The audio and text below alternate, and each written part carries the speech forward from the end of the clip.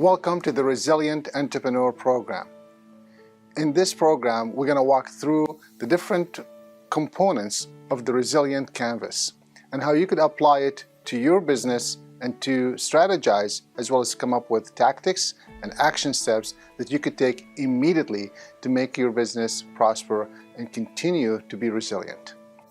You've already been resilient, you might have done some of these steps before, and I know by giving you this frame and sharing it with you, I know that you could be able to use it as a reference point from here on after.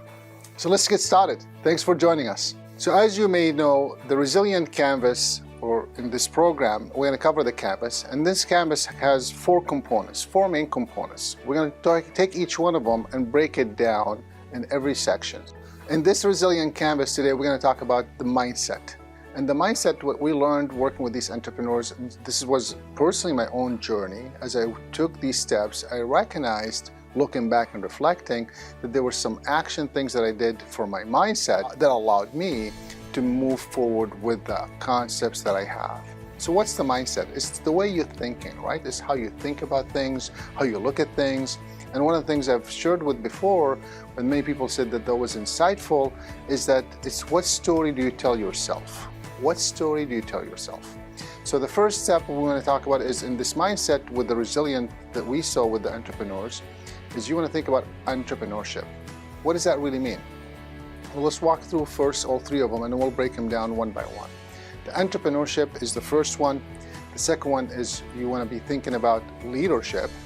Leadership would be the second one. And the third one is compassion.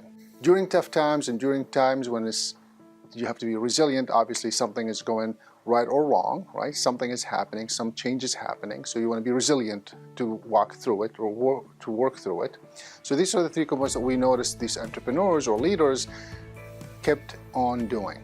So the first one is entrepreneurship. Let's break it down. What is really entrepreneurship? It's the way of thinking of seeing an opportunity or seeing a problem that you would like to solve or seeing an opportunity that you would like to go after. A problem that you would like to solve, meaning you see in the community that you live in or maybe somewhere you work that there's something that could be done differently, something could be done better, something is missing. Whatever that component is, that's really entrepreneurship. It's the mindset of you looking at problems or looking for solutions that you could provide or you could leverage your knowledge to provide the services or products or technology for that problem or opportunity that you're seeing. So that's the first one. The second thing you want to think about is, of course, leadership. Why leadership? Well, because when it's time of challenges, taking that first step can be difficult. You might be the only one doing it. You might be the person who is taking that first step and no one wants to do it.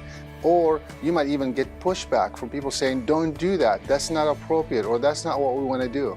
So making sure that you take that step forward is really important because it's going to take leadership skills.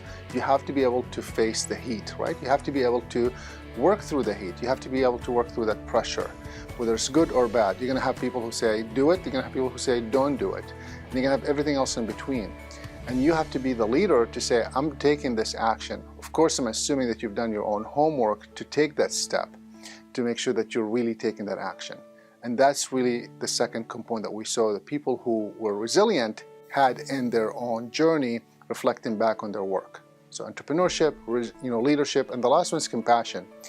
Especially in these days with tough times, with people losing loved ones, you want to make sure that you are showing some compassion and you are able to communicate in a way that is relevant to the people that are listening to you or you're working with. And this compassion, really, you need to think about not only your customers, but also your employees. It's difficult, right? Sometimes you have to schedule someone and now they can't show up.